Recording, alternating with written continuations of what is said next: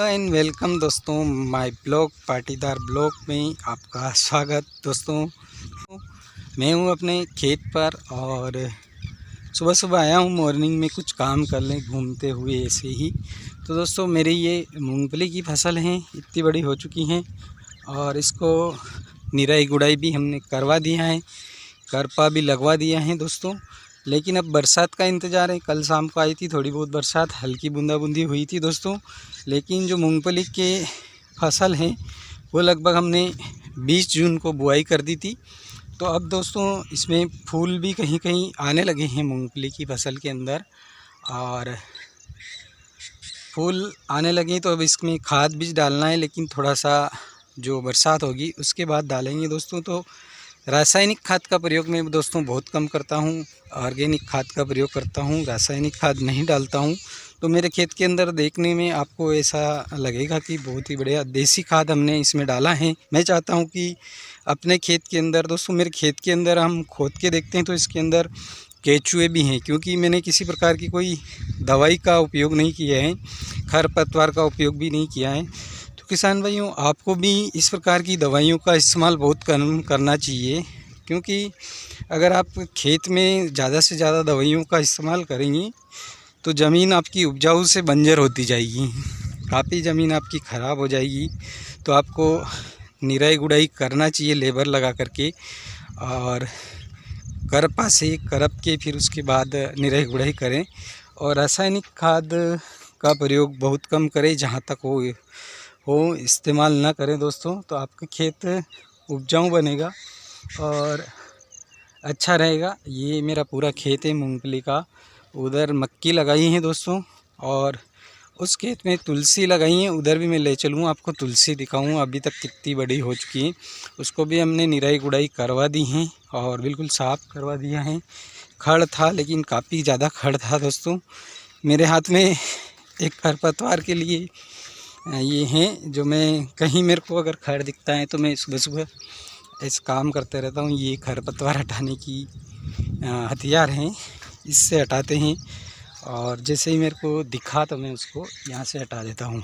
तो दोस्तों, ये काम लगभग सुबह सुबह का है। मॉर्निंग वॉक में सुबह घूमने आता हूँ तो थोड़ा बहुत ये काम भी मैं कर लेता हूँ दोस्तों। इसके साथ हमने जो कारपेट लगाया था उस खेत को भी दिखाऊंगा मैं आपको, और तुलसी वाला भी दिखाऊंगा। लेकिन दोस्तों, आपका मेरा यही निवेदन है कि आप रासायनिक खाद का बहुत कम प्रयोग करें, देसी खाद का इस्तेमाल करें। गाय का गोबर या भैंस वगैरह जो भी पालते हैं उनका गोबर का इस्तेमाल करें ज़्यादा से ज़्यादा। तो आपकी खेत की फसल भी अच्छी होगी और आपकी ज़मीन भी उपजाऊ बनी रहेगी और लंबे समय तक ज़मीन चलेगी। नहीं तो आपकी ज़मीन लगभग धीरे धीरे नष्ट होती जाएगी। इसके अंदर जो ज़मीन के अंदर बहुत सारे छोटे छोटे कीटाणु रहते हैं, जैसे कि केचुआ हैं, ये बहुत सारी ऐसे कीटाणु रहते हैं जो ज़मीन को उपजाऊ लगातार बनाते रहते हैं दोस्तों। तो आपको हमेशा ही इस प्रकार से ट्रैक्टर लेके आना, और पूरे ही उसमें 500 लीटर का एक टैंक लगा हुआ रहता है, और दवाई का स्प्रे कर देते कि भाई खरपतवार हटाने के लिए दवाई का स्प्रे किया है। तो दोस्तों, उस पर क्या है कि वो फसल पे भी थोड़ा बहुत असर तो करता है। ऐसा नहीं कि सिर्फ वो उस पर ही। ये जो खरपतवार है ये इतना बड़ा हो गया, मैं इसको हटा देता हूँ। देख ये दोस्तों, ये तो इस प्रकार से ये कहीं कहीं आपको दिखता है, तो मॉर्निंग वॉक में मैं हटा देने की कोशिश करता हूँ। और ये जब इसको अपन निकाल लेंगे, जब तक बीज नहीं आए उससे पहले पहले निकाल लेना चाहिए, हटा देना चाहिए। अगर इसके अंदर बीज आ जाएगा तो बीज क्या कि खेत के अंदर गिरेगा और वापस उसका काफ़ी ज़्यादा संख्या में वो खरपतवार पैदा करेगा। तो शुरू में ही आप ध्यान रखें दोस्तों कि शुरुआत में ही आपकी अच्छी फसल हो और खरपतवार अच्छे से हटें। मेरी मूंगफली की फसल कैसी है आप मुझे ज़रूर बताएं कमेंट बॉक्स में। और मैं बिल्कुल आपको थोड़ा बैक कैमरा चला के नज़दीक से भी दिखा देता हूँ। कहीं कहीं फूल भी आने लगे हैं मूंगफली की फसल में। तो 20 तारीख को ये पूरे 1 महीने की हो जाएगी।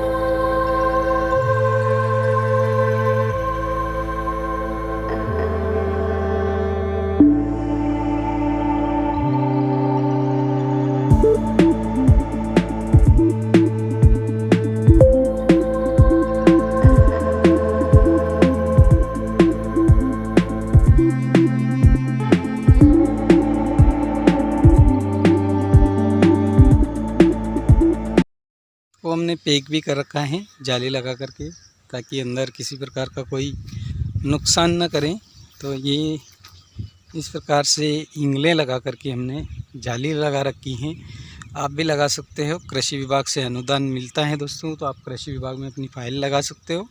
4-5 जन मिल करके इसके लिए फाइल लगानी पड़ती है। लगभग 25 बीघा ज़मीन होनी चाहिए, तो 25 बीघा पर आप इसके लिए दोस्तों फाइल लगा सकते हो। और ये अपने खेत की चारों तरफ आप इस प्रकार से ये जाली लगा सकते हो। तो मैंने इस लगभग 2.5 बीघा हरी है इसमें ये लगा रखा है, ताकि इसके अंदर कोई अलग ही तरह की फसल लगाएं, सब्जी वगैरह, तो कोई ज़्यादा नुकसान नहीं हो। अफीम भी लगाते हैं, तो ये सारी चीज़ों के लिए हमने इसका चारों तरफ बाड़बंदी कर रखी है दोस्तों।